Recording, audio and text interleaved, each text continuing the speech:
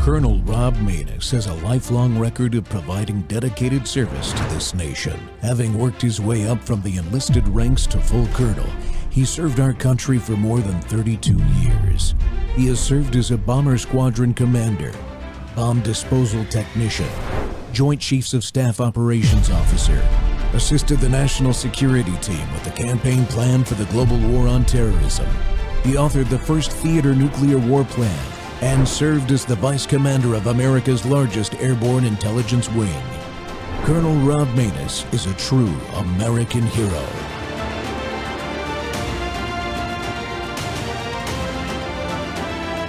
This is Rob Maness Live. As we prepare to celebrate 2.5 centuries of freedom, I'm inviting America's great religious communities to pray for our nation and for our people. From the beginning, this has always been a country sustained and strengthened by prayer. So important. If we bring religion back stronger, you're going to see everything get better and better and better. You're going to see it get better and better. So as we chart our course for the next 250 years, let us rededicate ourselves to one nation under God. Right?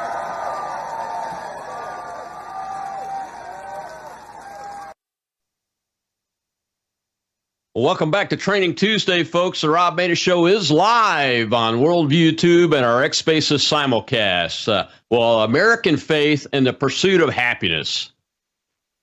That's the foundation of Americanism. Some days are fantastic, but some are very tough, even in the greatest country in human history. That is why we Americans who still believe in God rely on our faith and pray for our leaders and fellow citizens so fervently.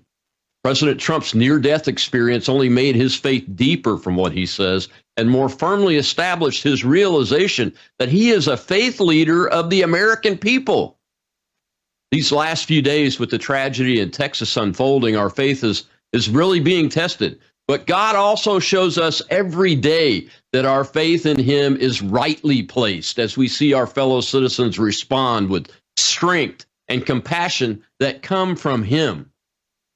Well, I scheduled today's guest weeks ago for just before the 4th of July date and then had to move him to today because we couldn't do the show last week due to unforeseen circumstances.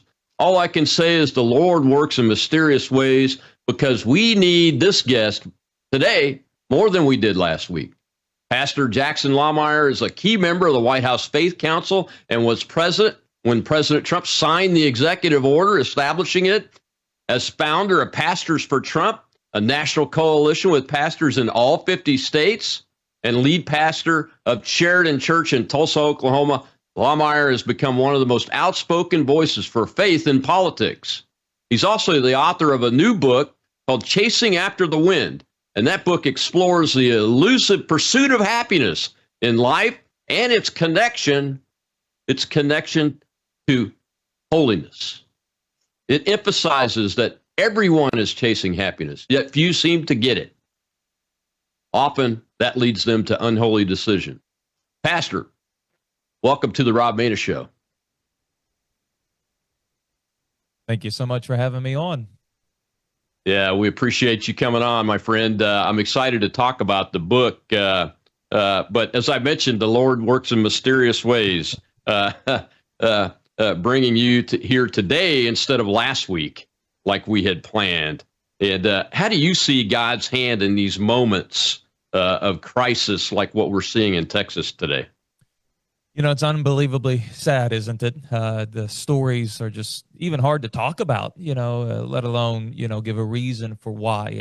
And that's what everybody right now is grappling with, right? Why would a good God allow such an evil thing to take place, a tragedy that is just so hard to understand? And so the question why is present, and it's a real question. And it's interesting that you brought up the book and this question. I spend an entire chapter dealing with this issue right here. Why does a good God allow these things to happen in our worlds? And how in the world could we ever find happiness in a life that is filled with heartache and headaches and all the like? And so right now, it's a tough thing, and we pray for the families that are in Texas. Thankful for a president that has told the officials in Texas, whatever you need, it's at your disposal. But here's the thing: we don't have an answer for why God allows these things. We just don't. That's an honest answer. However, we may not have a reason why, but we are given the what. In the midst of these terrible tragedies, somehow, some way, God shows up in spectacular and unique ways, and God comforts those who are hurting. He gives peace to those who are in utter turmoil. And so the answer is not to run away from God in these terrible moments. The answer is to turn and run to God, because he's the only one that can help us during these times. And so, I have an entire chapter dealing with this issue alone in the book, Chasing After the Wind, going on the story of Job. Job is the answer that God gives us for the tragedies in life. And we may not get a reason why these things happen, but God shows up. God speaks to us in those moments. And so thanks for having me on. We're praying for the families in Texas, and it's an honor to be with you today. Yeah, we appreciate you, my friend. Thank you for those words. I mean, nobody could say it better, and I'm glad that you answered my softball question by talking about the chapter in your book. You set me up on that I think. Yeah, exactly. I'm getting better at this, even though I'm still pretty much a rookie, even on episode 546. This is not my wheelhouse, this whole interviewing thing and media stuff and everything. I mean, my profession is killing people and blowing their stuff up when they're enemies of my country. So, but I'm learning it. So, Jackson, when when God talks to us through the Bible, he uses stories, and you mentioned a couple of them, to tell us how he is. And I think that one of the things that struck me about the book is that you bring that out throughout the whole book. And I just wanted to compliment you on that, because that's not an easy thing for a minister to do, and it's not an easy thing for regular people to have a good, solid understanding of that concept of God loves us, but bad things happen. And when they do, he loves us so much, he's there for you to turn to you, but bad things still happen in this world. Absolutely, and thank you for that. The times that you really, really get to know God is when you're going through pain and tragedy and suffering. The only time you know God truly as a healer is when you're sick. The only time that you know God truly as a provider is in the times when you face lack. And so God shows up no matter what we're going through. And we're thankful for the good seasons in life, right? We're thankful for the seasons when everything is going right and it's blessings galore. But in those seasons when things seem to not be going so well, not to be going the way we'd like for them to go, that is actually when we get a deeper understanding of who God is. And so it's not to say we want these terrible things to happen in our lives. That's not it at all. It is, though, these things are inevitable. We live in a fallen world, and fallen people do fallen things to other fallen people. And in the midst of the chaos that we go through, God shows himself to us. And it's actually when we learn the most about him and how good he is and how present he is and how much he actually cares and loves us. And so that's why my answer is, in the midst of tragedy, don't run from God, run to God, because he is running to you in the midst of that as well. And so, we serve a good God. Why he allows certain things to happen, I dare not speak to. I cannot answer that question. What I can tell you, though, is that if you will turn to him, you will experience his presence even in the midst of hardship. Even you could be going through something, as a pastor, I walk with families through utter tragedies. It's difficult. And yet I have seen so many of them experience a peace that really does pass all understanding. And they even have a joy that is unspeakable in the midst of sorrow.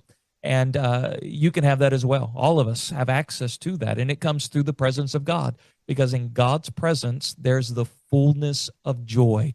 When you get close to God, you'll experience a true joy. And, in the book, I talk about how we're all chasing happiness, right? We all chase it through various pathways.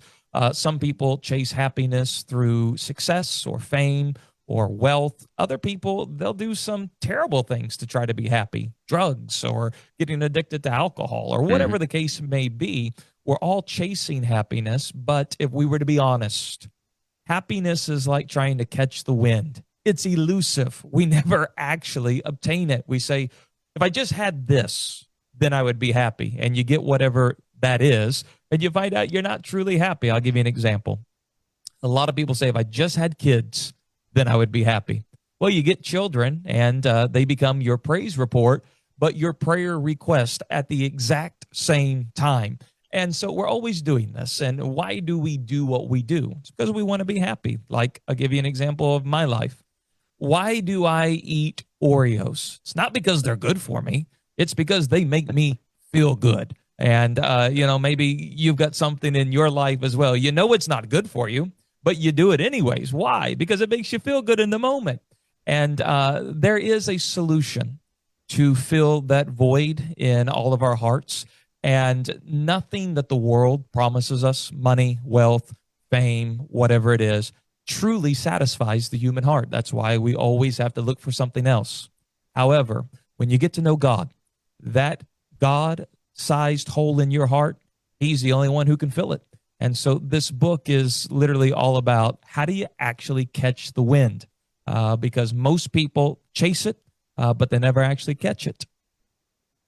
Yeah, absolutely, man. As you were talking about tragedy there, I mean, that story of Jesus Christ being born, living, growing up, and then dying in a tragic death the way he did, God sacrificing his own son. That's the epitome of what you just talked about, that God, he allows tragic things to happen. But in the end, when we turn to him, as he wants us to do and gives us the opportunity to do, we find peace and solace and happiness.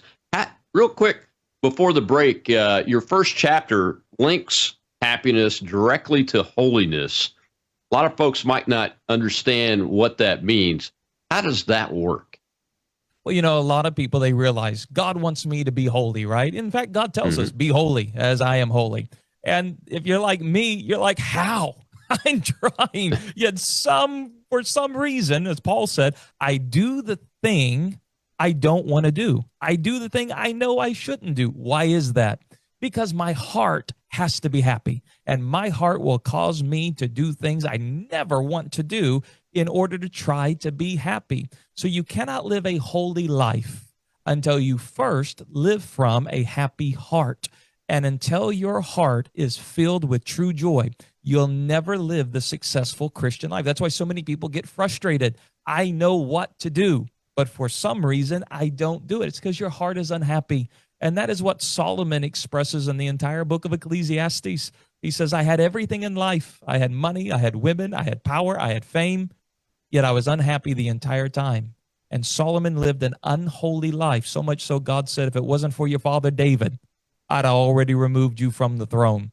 And Solomon lived an unholy life because he had an unhappy heart. So if you want to live a holy life, you're going to have your heart content. And there's only one way. That's through Jesus Christ. Yeah, the ultimate place where a human being has the opportunity to not just find happiness, but receive it Yes.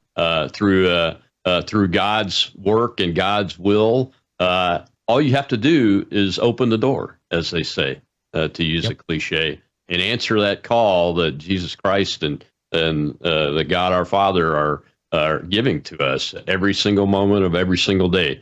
Well, Jackson, we got to take a commercial break here. When we come back, we'll see a little clip from Texas this morning, Kerrville, Texas this morning, from Lawrence Jones. I want to talk a little bit more about that and continue this discussion about the book, Chasing After the Wind, The Pursuit of Happiness. It's an American foundation of our belief system, and it's a Christian foundation of seeking happiness and becoming holy. We'll be right back with Pastor Jackson Lohmeyer.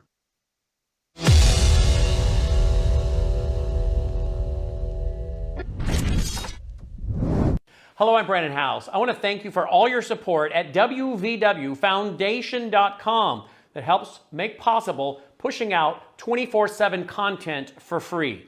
Without your support, we'd have to put it all behind a paywall. But thanks to you and your support through our foundation, we're able to push it out for free as a broadcast service and broadcast ministry of WVW Foundation.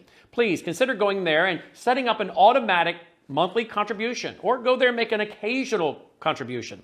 If you prefer to support us through the mail, you'll find our mailing address there at wvwfoundation.com. You can also call and make your contribution over the phone by calling 901-825-0652. That's 901-825-0652. Again, all these details are available at wvwfoundation.com.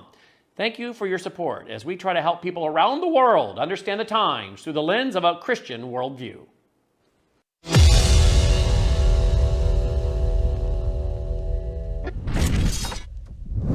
I thought it was fitting today to wear this hat. You know, I don't pretend to be a perfect Christian, but I know that these young people, they knew their Lord and Savior. They didn't do anything wrong. They were there exploring life. They were learning the principles of Jesus Christ. And I think what we're seeing in my home state is people are really clinging to their faith, because that's pretty much all we got right now. We've seen innocence and innocent life being just taken away from us. They weren't doing anything wrong. They could have been doing anything for their summer vacation, but they decided to learn different values, how to be great young men and women. Oh, it's Training Tuesday here on Worldview Tube again, and my guest today is Pastor Jackson Lahmeyer. He's the author of a new book called Chasing After the Wind. It's about the pursuit of happiness from a Christian perspective in order to become holy and work for the Lord the way we were designed to do, and to take advantage of the opportunity that God has given us through his Son, Jesus Christ. And Jackson, I had to show, I had another clip lined up, but when I came across that one of Lawrence Jones this morning, I had to put that in this show because he nailed it. And the ball cap he's got on, folks, if you can't see the symbol, it's the cowboy with his horse kneeling at the cross. And Lawrence is from Texas. So that is very important to see and hear people that are widely known, in addition to folks like ourselves who aren't, famous people, and those we're just everyday folks, but see folks that are widely known for not just profess their faith, but talk through hard times as well as good times about why they think it's important. I was just very impressed with Lawrence's effort there. Well, he nailed it. It was real, it was raw, but also extremely relatable to what we're going through. And kudos to him. I hadn't seen that before. Thank you for playing that. That was absolutely beautiful. Yeah, that was at about 5:30 this morning, I think, that I just came across it as I was prepping for the show. So one of the things about this event that, to my dismay, I've seen is that some folks are out there saying, well, these people deserved it or that and all that. I just see that as evil. And you have a chapter about evil in the book. What do you dive into to help people understand what evil is and how to face it, really? Because you can't like eliminate it. You just have to be able to face it.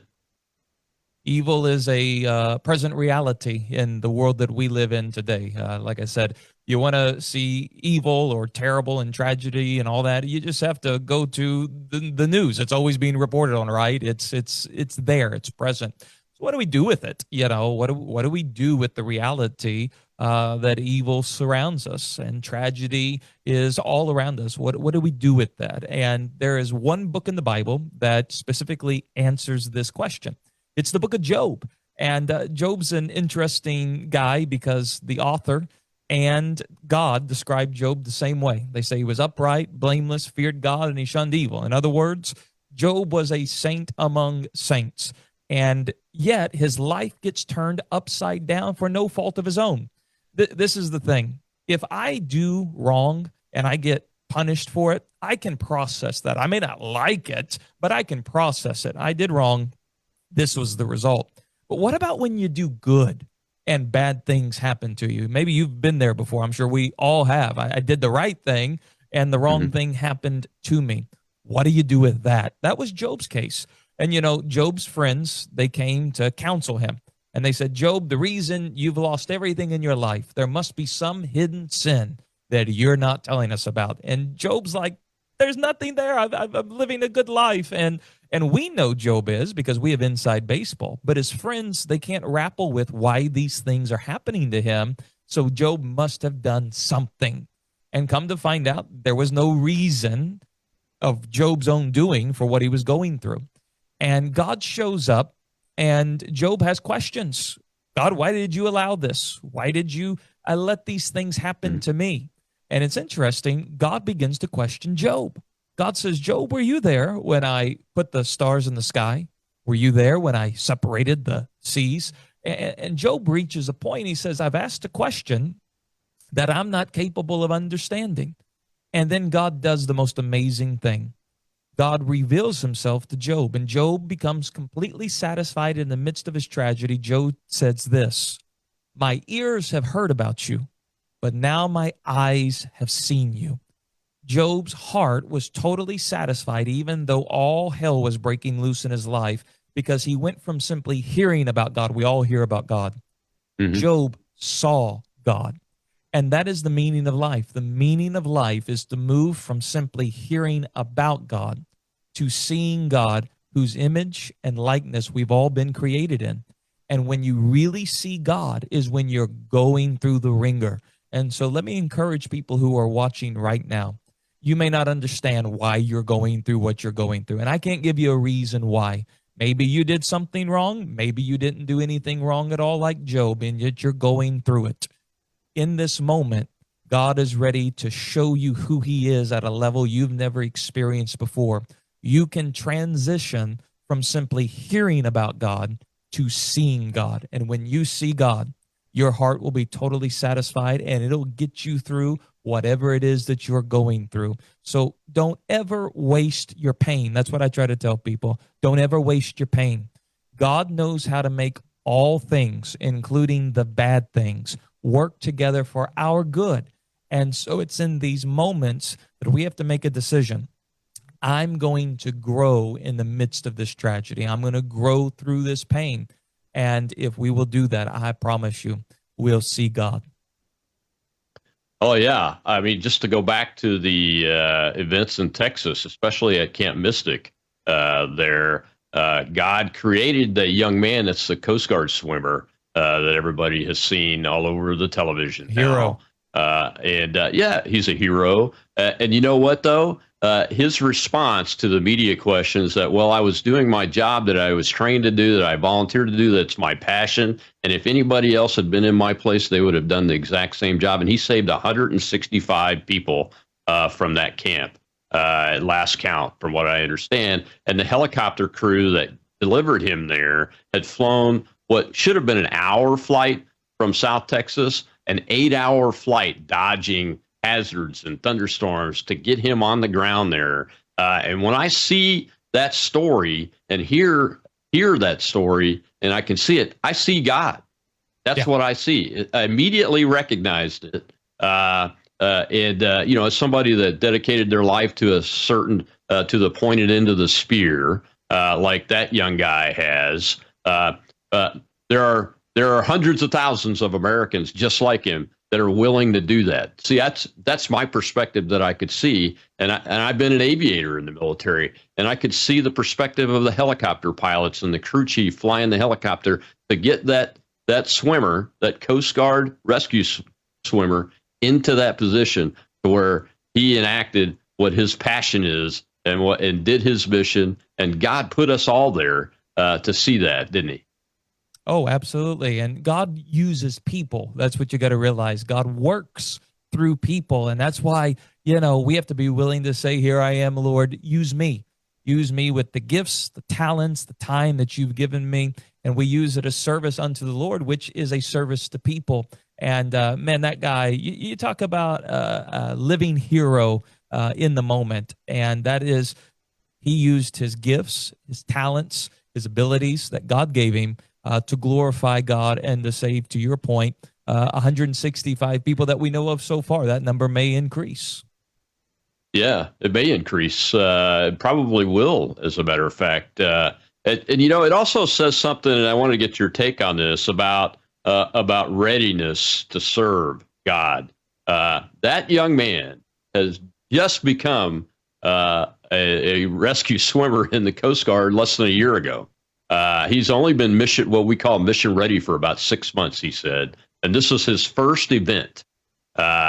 It just goes to show you, just like when people question folks that have never done something before, and they know they're ready to do whatever action it is. Donald Trump's another example. He's never been in politics, but he ran for president and won in 2016.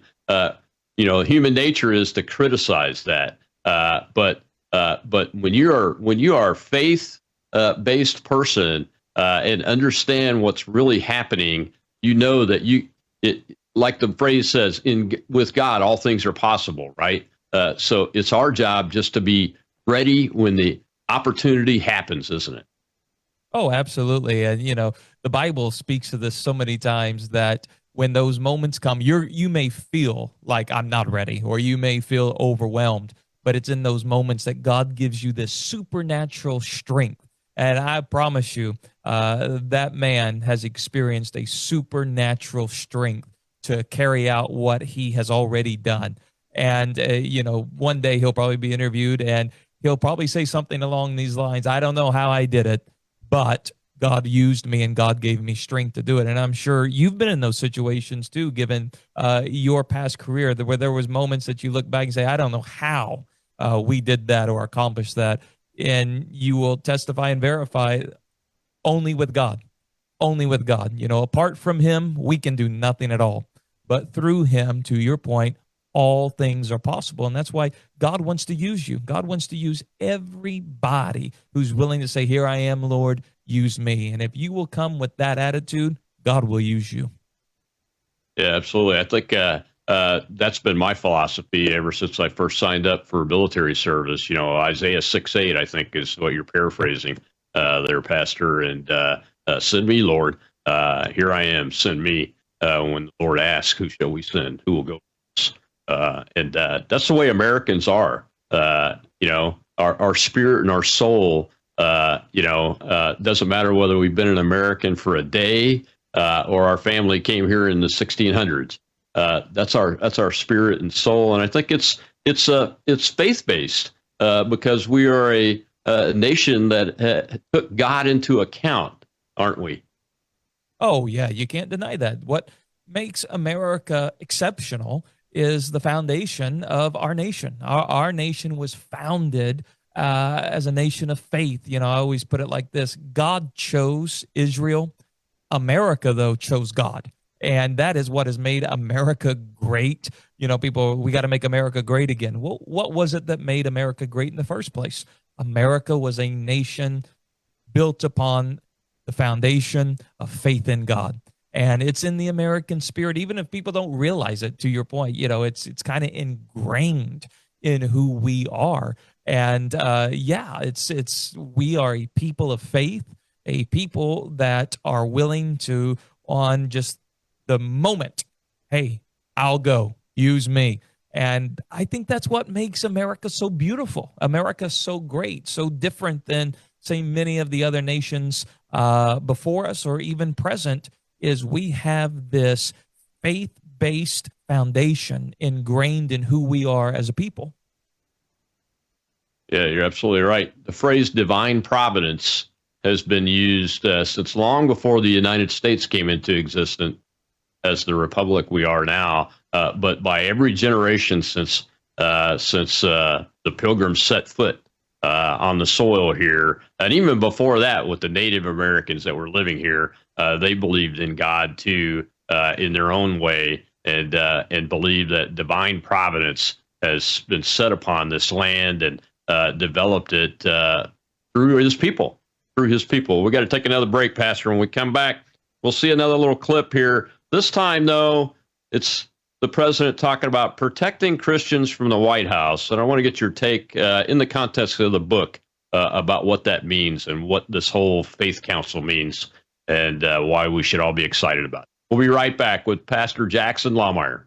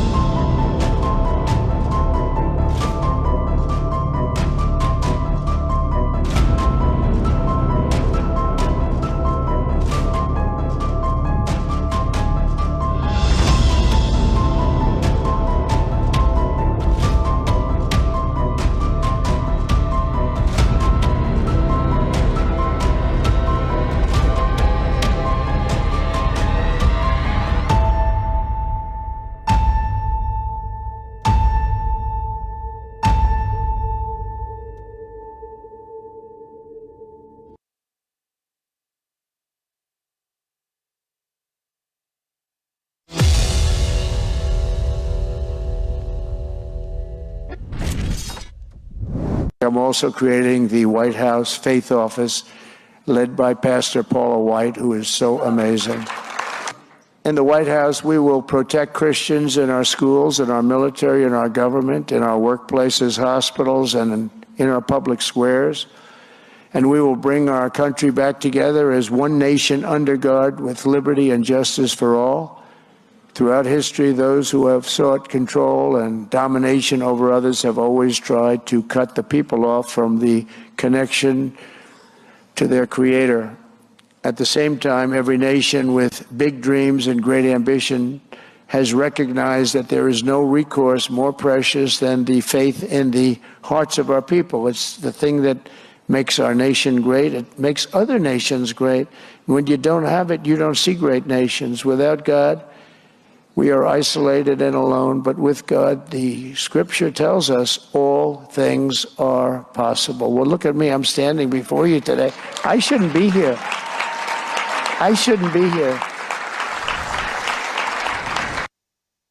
Welcome back to the Rob Maness Show. It's Training Tuesday, and we're talking about Pastor Jackson Lohmeyer's new book, Chasing After the Wind, and in the context of today's times, the tragedy in Texas, the fact that that man right there that you just saw, President Trump, he recognizes, Jackson, that he shouldn't be here. That's what I was talking about in my opening monologue, is that President Trump, he said he was a Christian the first term. He got a lot of support and everything, but I think it's even deeper now, isn't it? And you spent some time with him, and were even there when he signed the executive order. What were your thoughts on him, this council, and our need to protect Christians here in American society today, which is kind of a conundrum for me when I think about it, but we do need it.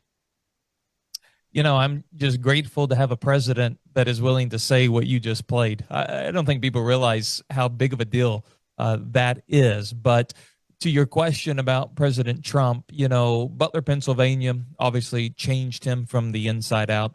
Anytime you survive an assassination attempt that was so close, so close, he's utterly convinced that was the hand of God, that an angel was with him. And so it's interesting.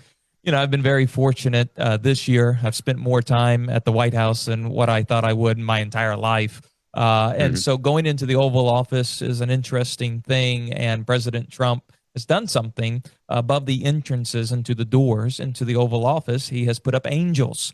And now they're gold angels because, he loves gold, but they're angels nonetheless. And it's because he always points back to how an angel was there present to save his life on that day with a purpose, that God spared his life to help save the United States of America. And one of the promises that he made on the campaign trail was about a faith office. It's never existed before. There's been initiatives. George Bush had a faith initiative.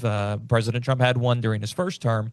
But now there is a standalone faith office in the White House, being led by Pastor Paula White and Jenny Korn, who are just doing an extremely, extremely good job.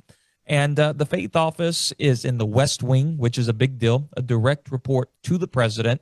And, the foundation of the faith office is to protect religious liberty because, contrary to what a lot of people may believe, our federal government under Obama, accelerated under Biden, had been weaponized to target religious institutions, churches, and Christians through the DOJ, FBI, especially the IRS, even the ATF. And so what the faith office is doing is uncovering that weaponization, that anti-Christian bias, exposing it, and then putting forth solutions.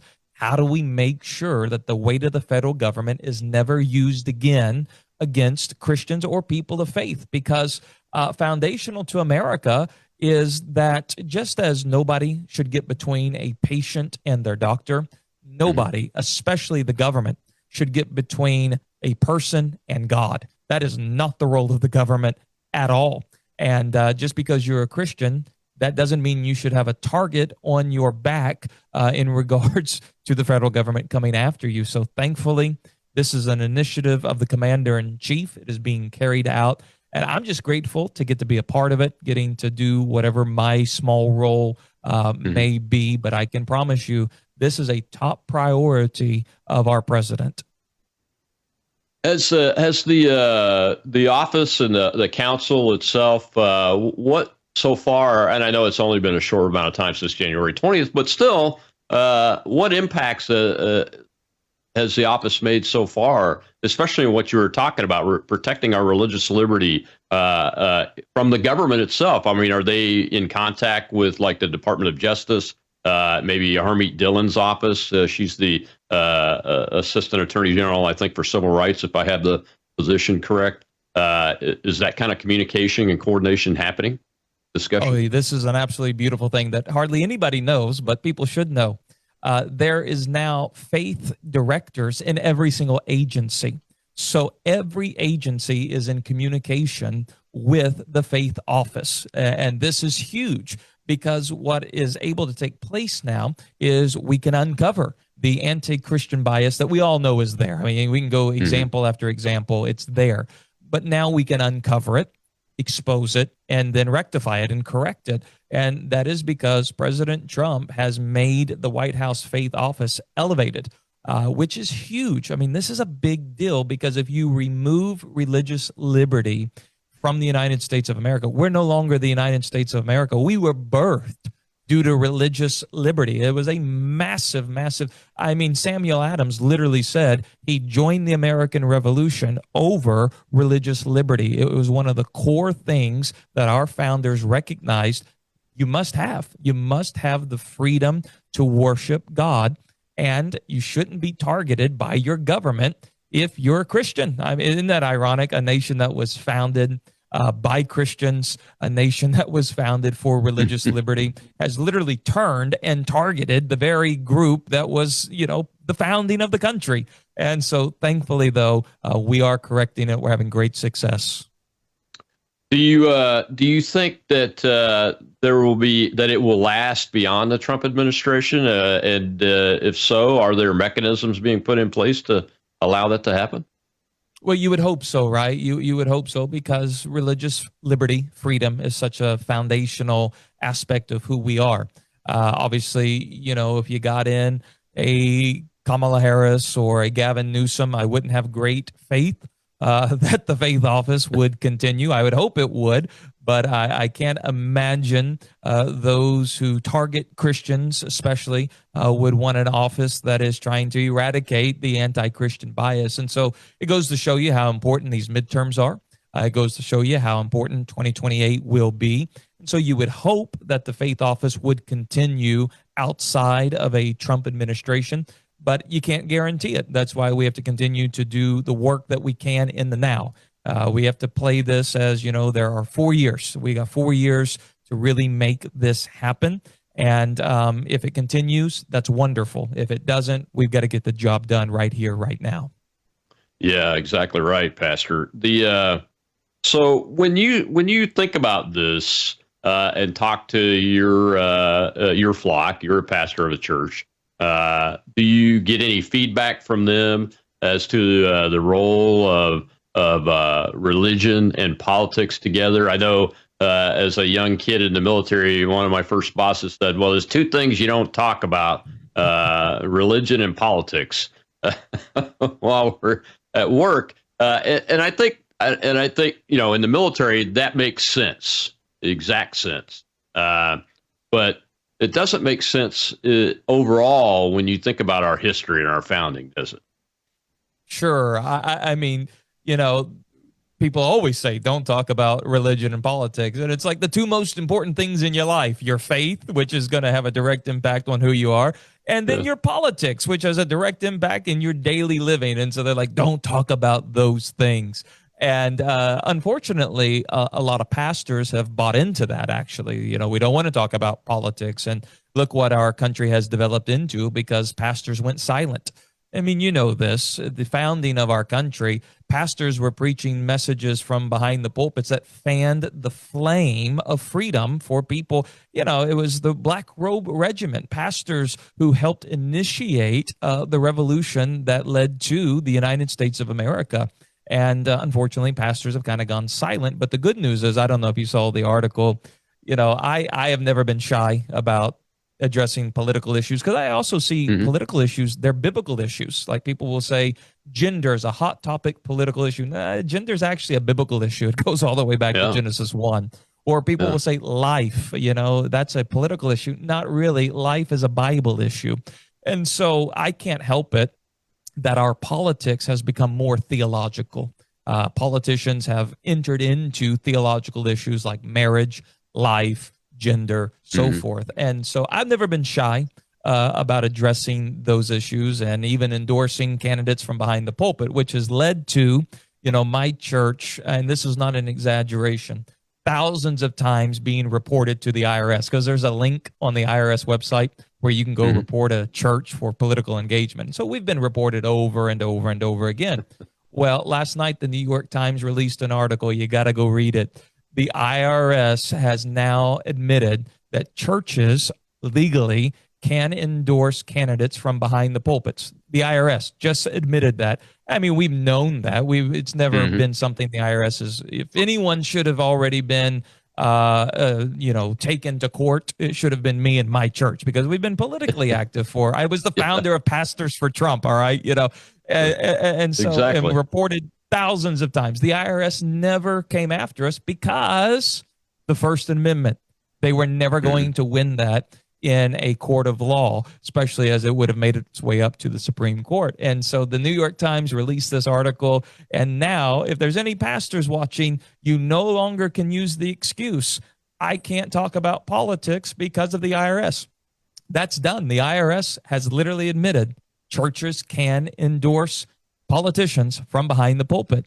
And so now I think we could see a generational change in our country, because that fear tactic is gone. I mean, it's gone.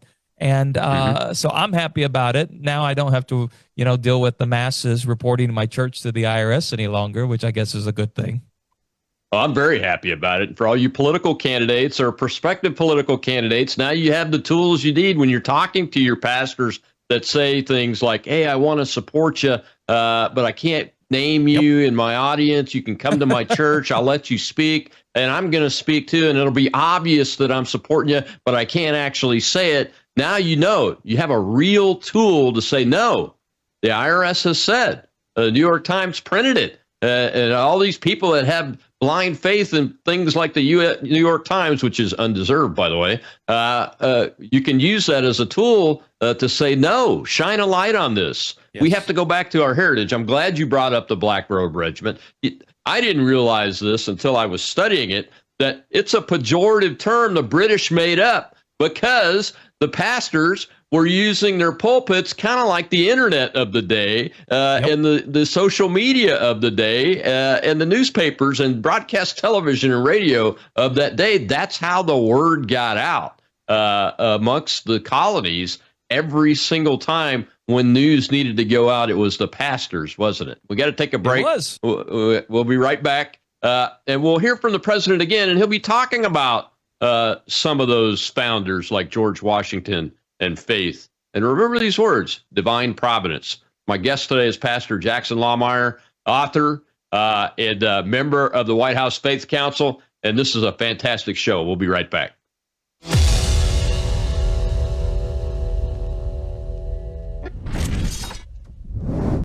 Hello, I'm Brandon House. Would you like to gain access to over 20 years of my radio shows, TV shows, my books? I've written 15 books, and most of those books are ebooks now.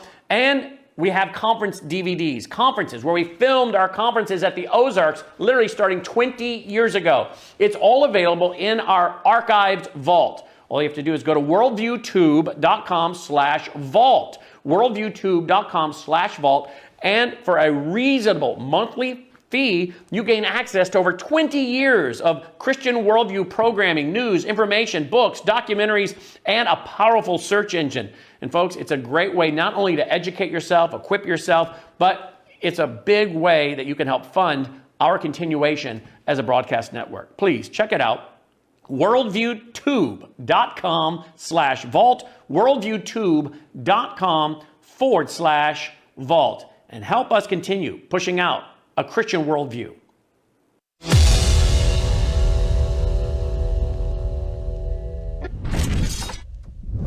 The stories of legends like Washington, Winthrop, and Williams remind us that without faith in God, there would be no American story. Every citizen should be proud of this exceptional heritage. We have an unbelievable heritage, and we have to use that and make life better for everyone. That's why as we approach the 25th times 10 anniversary, think of that, 250 years we'll be celebrating next year of our country's founding. I have signed an executive order to resume the process of creating a new national park full of statues of the greatest Americans who ever lived. We're going to be honoring our heroes, honoring the greatest people from our country. We're not going to be tearing down, we're going to be building up. It will be called the National Garden of American Heroes. Some of you will be on that soon-to-be hallowed ground. Welcome back to the Rob Maness Show. It's Training Tuesday, and we're talking today about American faith and the pursuit of happiness, the foundation of Americanism. You just heard from President Trump right there. Without faith in God, there would be no America, and he's absolutely right. My guest is author of the new book, Chasing After the Wind, Pastor Jackson Lohmeyer, who's also the founder of Pastors for Trump and member of the White House Faith Council. And Jackson, we got a little bit ahead of that clip right there, but that's okay. I love talking about this stuff. You know, I have an ancestor that fought in the American Revolution. He was a farmer that left his farm to go fight, but he had a church that he donated land to that's right there in the little town today, right where he's buried. That church, I know, had a pastor in it from the Black Robe Regiment. And that's why it's important for us to talk about that, because we have to get back to that. That's why I'm excited about that New York Times article, and you beat me to it. I had it out here on my notes, but I'm glad you did, because it gives us more time to talk about it. Before I ask you my question this segment, though, I want to give the audience a chance to ask you a question. I've got a couple of hands up over there. Patriot Rob is our host. Go ahead, Patriot Rob. Colonel, we have Naomi.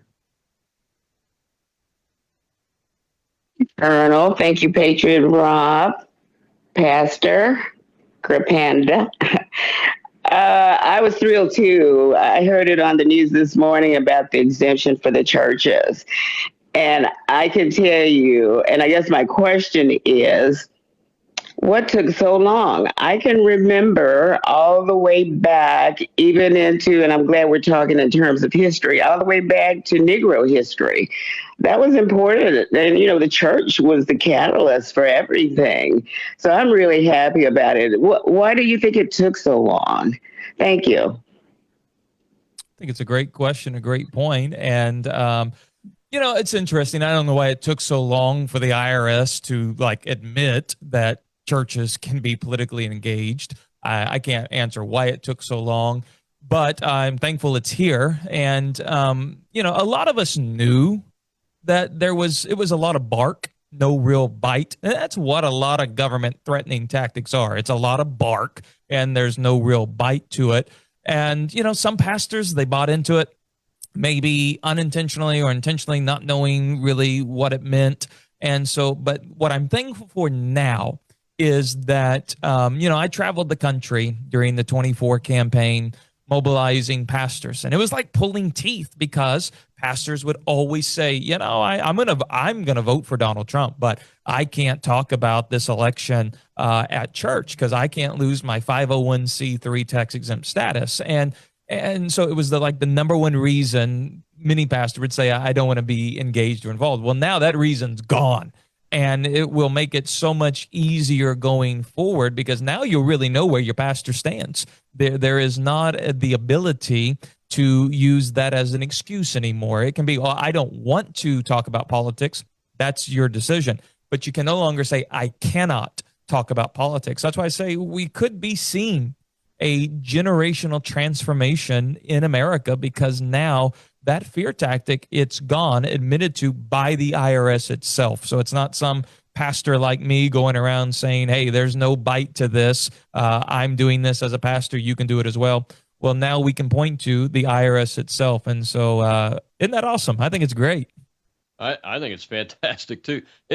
But I do have a question for you because given our country's history, that the pursuit of happiness and faith together they go beyond even the Declaration of Independence. Those ideas all the way back to when Europeans came here, and like I said in my opening, I think even before that, with the Native Americans that were occupying the land and living on this land and taking care of it. And owning it.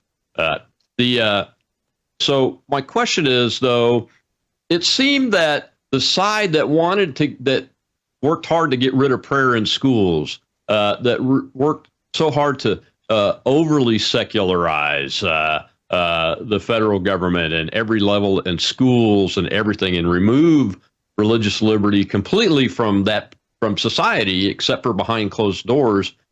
Were the ones that were actually endorsing candidates from the pulpit on the other side. I mean, Naomi brought up the black churches.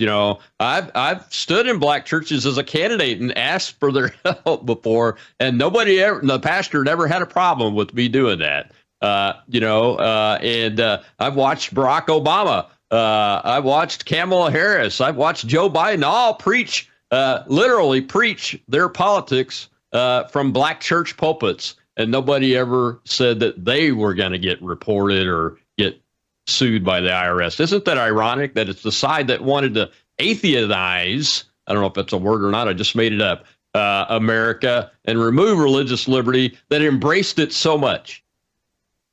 I think it's wildly ironic. I saw somebody post something when this article was released about, churches can endorse and all that. Somebody said, well, the black Democratic churches must be all greatly confused right now because they've been doing it the entire time. And black Democrat churches have been used by politicians for literal massive rallies on Sunday mornings. And yet if you were a conservative church, well, you can't do that. And if you do that, well, you're breaking some law that, by the way, separation of church and state is not in any of our founding legal documents, such as the Bill of Rights, Constitution, Declaration of Independence, or anything like that. And so it is ironic. It really is. But now we got a level playing field, and so we just have to take advantage of that. Yeah, absolutely right. It wasn't even the intent of the man that wrote the letter to the Baptist Church, Thomas Jefferson, that talked about a wall between the state It was to protect the and the church. churches, you know? Exactly. Exactly. Well, we got one more hand up, Pastor. We got time to take it before we get to the end of the show. And again, thank you for coming on. This has been fantastic. Go ahead, Patriot Rob. Colonel, we have Liz. I thank you, Colonel Rob, Panda, Pastor. My question to you, and I appreciate you bringing up the separation of church and state, because that's how they use to get religion out of schools. But my question is more personal. With everything that's going on and all the tragedy that we've seen with the flooding and everything, and the vile things that are being said about these children, and God teaches us to forgive. How do you forgive that? How do you deal with that on a personal level and try and stay positive when, there are just plain evil people in the world? Great question. It's a great question, and it's a real question. And not to promote my book unabashedly, but there's an entire chapter I deal with how to actually forgive. Because, you hear us preachers shout from the pulpits, you must forgive, you must forgive, you must forgive. And, one time I preached a sermon about you got to forgive, you got to forgive. And a guy came up to me after church. He said, Pastor, that was the best sermon I've ever heard on forgiveness. It even made me realize someone I need to forgive. But, Pastor, you didn't tell me how to forgive. It's one thing to know you need to forgive. It's an entirely different thing to know how to do it. How do you forgive people, especially when they've really wronged you? And maybe they have not said sorry, and maybe they don't even think they did anything wrong. How do you actually forgive? I know I need to. How do I do it? I call it the 3 C's, the 3 C's to forgiveness, how you actually do this. 1, you have to catch your thoughts. That's where the battle is. You think about that person, these feelings take place, and you got to catch those thoughts. You say, well, how do I catch my thoughts? It's the 2nd C. You got to change your words, because when you think about somebody, you want to talk negatively about that person. You want to say things that make you probably feel good in the moment. You got to be willing to change your words. You don't speak ill of that person. And then the most important part to forgiveness is the 3rd C. You have to commit your actions. When you have an opportunity to get revenge on that person and to hurt that person who hurt you, you commit your actions to where you're not going to do that. Because if you throw the spear back at a person who threw a spear at you, you become just like that person. And so forgiveness, it's the 3 C's, and I break it down much more in depth than what I can do here. We catch our thoughts, we change our words, and we commit our actions. And that's how you truly forgive somebody, and it sets you free. Doesn't set them free, it sets you free. Yeah, I think that's the biggest part right there, is it sets the forgiver free. And that's what's amazing about that concept. All right, I got one more question. And it's from the book. You talk about Elijah and his battle with depression and suicidal thoughts there. What are some of the things that you talk to your congregation about when you're talking with folks about that issue and helping folks? Because we have a mental health crisis in this country, whether we want to acknowledge it or not. There is one. It does exist. And I think that'd be worthwhile to close this out on. Yeah, well, unfortunately, I think the church has done some damage in this area because we've acted like mental health is not a real thing. Just read your Bible more and you'll be fine. Well, that's not necessarily the case. I'm all for reading your Bible more, but Christians can face depression, anxiety. In fact, many of our great heroes in the Bible battled depression. From many of the prophets to even King David. If you go read some of the Psalms that David wrote, if he were alive today, you would call a suicide hotline to check in on King David because he was miserable at times. And so God gives some real solutions, especially to Elijah, who became suicidal. God told Elijah basically 3 things. Eat and rest, meaning take care of your physical body. If you don't take care of your physical body, it will wear you out emotionally and spiritually. Secondly, Elijah, don't isolate yourself. What the devil wants to do is for it to get us all alone to where it's just him, us, and everything going on between our ears. Don't isolate. You got to be around people. And then lastly, experience the presence of God. The presence of God is marked with joy, for the fullness of joy is in God's presence. And we're told the joy of the Lord is our strength. So how do you have strength to fight depression